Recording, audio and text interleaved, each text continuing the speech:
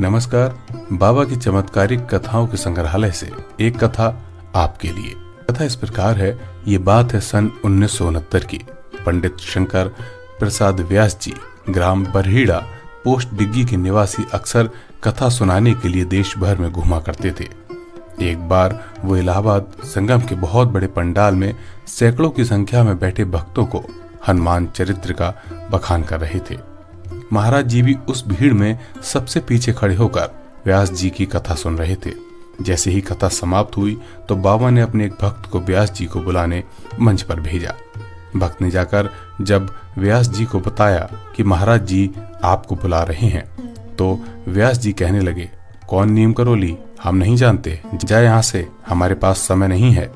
बाबा को लेकर व्यास जी के इस प्रकार के रूखे व्यवहार को देखकर वो भक्त चौंक गया, क्योंकि उसने आज तक किसी से ऐसी कल्पना नहीं की थी।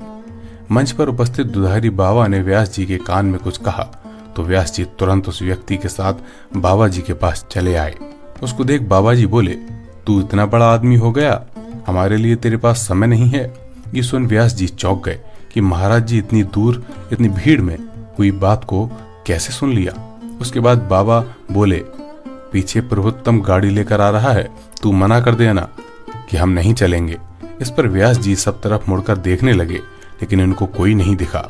उसके कुछ देर बाद वहां एक कार आकर रुकी, जिसमें से प्रभुत्तम ब्रह्मचारी जी उतरे और बाबा जी को देखकर उनके चरणों में लिपट गए। व्यास जी प्रभुत्तम जी को अपना गुरु मानते थे। वो इस दृश्य को देखकर बहुत ज्यादा प्रभावित हुए और स्वयं भी बाबा के चरणों में लिपट गए और बाबा से माफी मांगने लगे। इस पर बाबा बोले, जा, तुझे तब माफ करूंगा जब मेरे आश्रम कैंची धाम आएगा। आज के लिए इतना ही, फिर आएंगे बाबा के एक नए चमत्कारिक वीडियो के साथ।